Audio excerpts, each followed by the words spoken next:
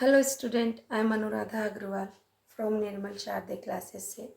कक्षा 5 गणित भाग 1 प्रश्नावली 8। ये भाग 1 की अंतिम प्रश्नावली है स्टूडेंट। ये जो प्रश्नावली है ये एक महत्वपूर्ण प्रश्नावली है। ये इसलिए महत्वपूर्ण है क्योंकि इसके ही पार्ट आपके नवोदय में भी आते हैं। तो आप कक्षा 5 के लिए तो इसे तैयार करें, नवोदय के लिए भी इसे तैयार करें। और मैं जितना मुझसे बन पड़ रहा है मैं उतनी कोशिश करके आपको ईजीएस्ट वे में ये समझाने की प्रयास करें कि आकृतियाँ कैसे घूमती है। तो यहाँ आकृतियों को एक डायरेक्शन के रूप में, एक दिशा के रूप में घुमाया गया है, तो आपको वो दिशाएं समझनी है। तो सबसे पहले स्टूडेंट आप ये देख लीजिए, ऐसे बना लीजिए। आपकी घड़ी की सुई तो देखिए ना आपने, घड़ी इस तरह से, यहाँ 12 लिखा होता है, यहाँ 3, यहाँ पर 6 और यहाँ पर 9। तो मैं यहाँ पर यही 12, 3, 6 और 9 बना लेती हूँ। अब देखो, जब भी आपकी आकृति घूमेगी सबसे पहले आपकी आकृति इस पोजीशन पे आएगी, फिर आपको आकृति को इस तरह से घुमाकर इस पोजीशन पे लाना है, और फिर आपको आकृति को इस पोजीशन पे लाना है यहाँ से घूम के, और फिर आपको इस पोजीशन पे और फिर इस पोजीशन पे आकृति को घुमाना है। आपको यही चीज़ याद रखनी है स्टूडेंट। आप इसको ईस्ट वेस्ट से भी सीख सकते हो। सबसे पहले नॉर्थ होता है, यहाँ पर क्या होता है साउथ, यहाँ क्या होता है ईस्ट, और यहाँ पर वेस्ट। सबसे पहली दी गई आकृति आपकी नॉर्थ से ईस्ट में आएगी, मतलब उत्तर से पूरब, पूरब से दक्षिण और दक्षिण से पश्चिम और पश्चिम से वापस उत्तर। आप जैसे आपको इजी लगे आप करें।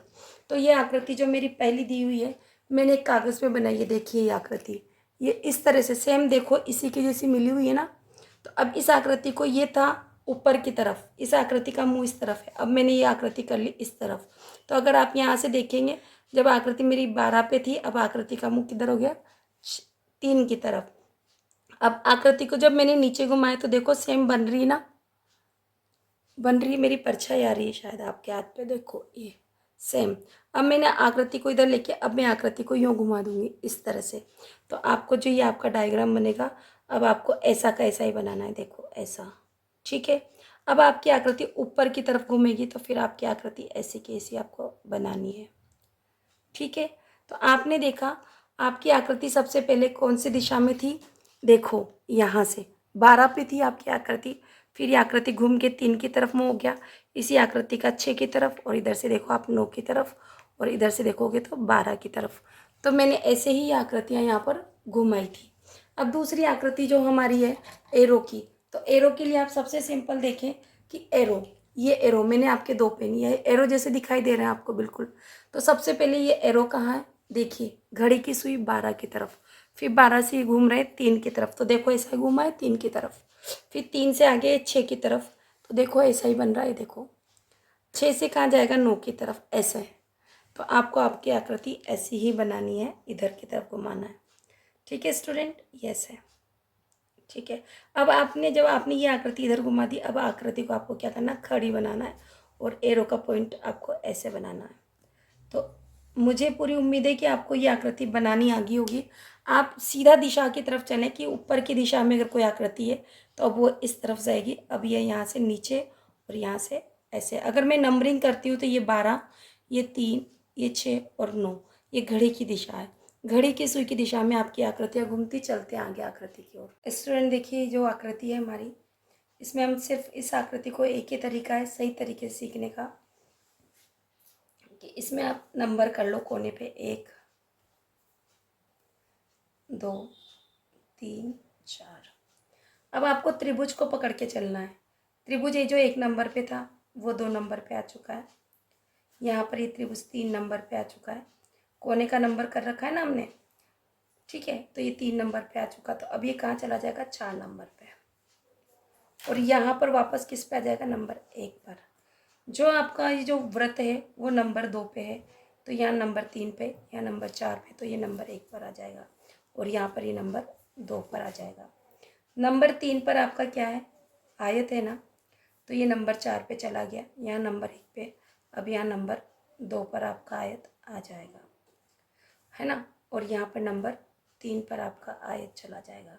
अब आपके पास बचता क्या है, एक वर्ग ही तो बचता है ना, तो ये वर्ग आप बना दीजिए, ठीक है।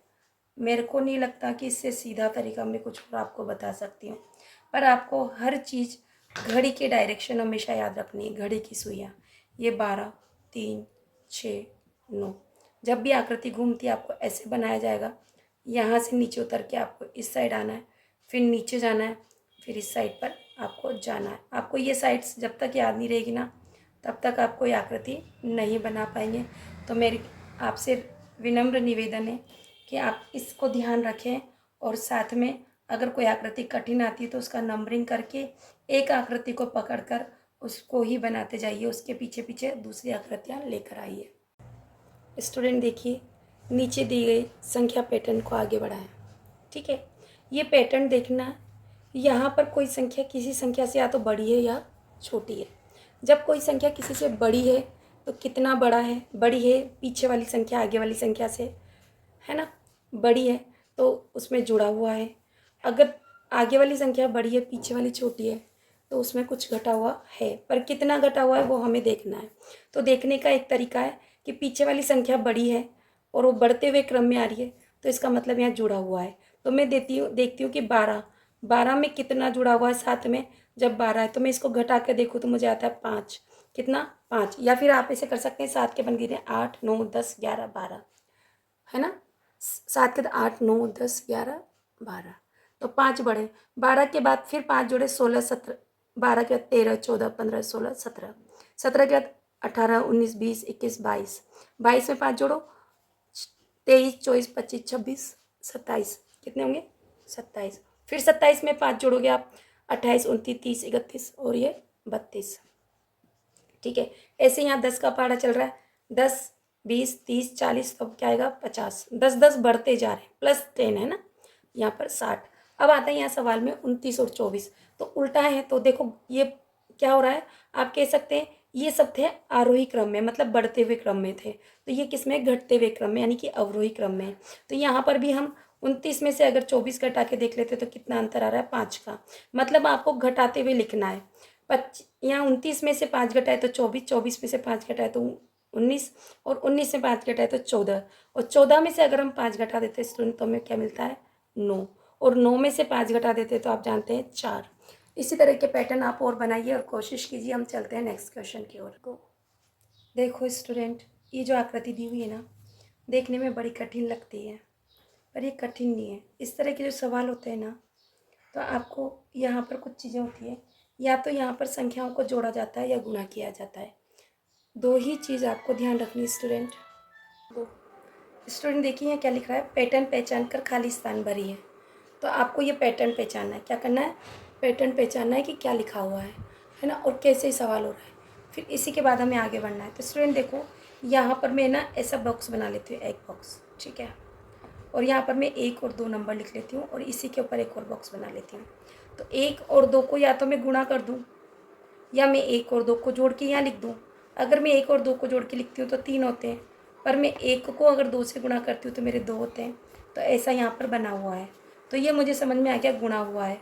पर अगर मैं इसी चीज़ को अगर मैं दोबारा से देखूँ 3 और 4 के लिए, तो यहाँ 3 और 4 देखिए, 3 और 4 को मैं जोड़ती हूँ तो 7 आना चाहिए था, बट मेरे बॉक्स में क्या लिखा है, 12। तो इसका मतलब क्या है, 3 और 4 को गुणा किया गया है, 3 का पारा 4 बार 12। अब हमें यही काम करना है स्टूडेंट। अब देखिए फिर से यहाँ पर मेरे पास बॉक्स है, यहाँ पर अब मुझे क्या करना है, यहाँ पर इसमें 2 और 3 को गुणा करके देखना है। 2 और 3 को गुणा करूँगी तो जो ऊपर बॉक्स बनेगा उसमें क्या आएगा, 6। तो देखो मेरा 2 और 3 को गुणा किया मैंने तो मेरा आ गया 6। अब मैं इस वाले बॉक्स को इस वाले बॉक्स से गुणा करूँगी, 2 को 6 से गुणा करूँगी तो मुझे मिला 12, और मैं 6 को 12 से गुणा करूँगी इस वाले बॉक्स को इस वाले बॉक्स से, तो 6 12 72 मुझे मिल गया। अब मुझे क्या करना है, 72 और 12 को गुणा करना है, तो मैं 72 और 12 कर लेती हूँ। आप सबको 12 का पार आता है, 2 12 24 के 4 80 लगे 2, 7 7 12 84, 84 में अगर मैं 2 जोड़ती हूँ तो कितना हो गया, 86। तो 864 मेरा उत्तर आ गया। अब अगर नहीं समझ में आया तो फिर से देखिए, हमेशा यहाँ पर संख्याएं गुणा हो रही है। हम चलते हैं नेक्स्ट पिरामिड की ओर। स्टूडेंट देखिए ये आकृति, यहाँ पर देखिए फिर से पहले की तरह मैं यहाँ पर बना देती हूँ डिब्बा। यहाँ मेरे 7 और 8 लिखे हैं, इसी के ऊपर मैंने एक और डिब्बा बना दिया। 7 और 8 मिलकर यहाँ हो रहे हैं 15, कितने हो रहे हैं 15। अगर मैं 7 को 8 से गुणा करती तो मेरे कितने हो जाते 56, पर मेरे यहाँ पर क्या लिखा हुआ 15, तो मतलब मुझे जोड़ना है। फिर से मैं दूसरी आकृति से चेक करती हूँ, यहाँ पर मेरे 9 और यहाँ पर 10, ये वाली आकृति। 9 और 10 को गुणा करती हूँ तो मेरे 90 होते हैं, पर 9 और 10 को जोड़ती हूँ तो मेरे 19 होते हैं। ठीक है, तो मतलब हमें समझ में आ गया पैटर्न कि यहाँ पर जोड़ा जा रहा है। क्या समझ में आया हमें? जोड़ा जा रहा है। तो अब मेरे पास है 8 और 9। 8 और 9 को अगर मैं जोड़ती हूँ तो कितने होते हैं? 17।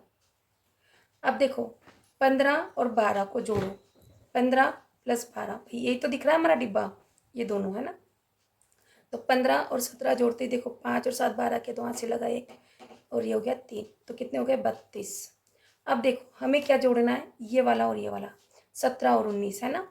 तो 17 और 19 को जोड़ो, 17 9 में 7 जोड़े तो कितने? 16, हाथ से लगा 1 यानी कि 36। कितना हो गया? 36। अब मुझे कितना जोड़ना है? 32 में ये वाले दोनों कॉलम है ना, 32 में 36 जोड़ना है। तो मैं यहाँ जोड़ती हूँ 6 और 2 8, 3 और 3 6, कितना हुआ? 68। इस तरह से। और जो ये हमारी प्रश्नावलियाँ हैं ये यहाँ पर भाग 1 की ख़त्म हो चुकी स्टूडेंट। अब मैं इसके बाद आपके प्रैक्टिस पेपर डालूंगी स्टूडेंट, जिसके लिए आप जो त्रैमासिक परीक्षा में भी आपके काम आएंगे और हाफ ईयरली में भी आपके काम आएंगे। मैं चैप्टर वाइज थोड़े थोड़े क्वेश्चंस आपको डालती रहूँगी और आप मेरे साथ बने रहिए, प्रैक्टिस करते रहिए। आपको समझ में आता है तो मेरा चैनल लाइक शेयर और सब्सक्राइब जरूर कीजिए, ताकि मेरा हौसला बढ़े और मैं आपके लिए और अधिक से अधिक मेहनत करूं। आपको कहीं कोई कोचिंग ट्यूशन जाने की ज़रूरत नहीं है, आप मेरे वीडियो को लगातार देखते रहिए और ए ग्रेड प्राप्त करते रहिए। Thank you for watching my channel.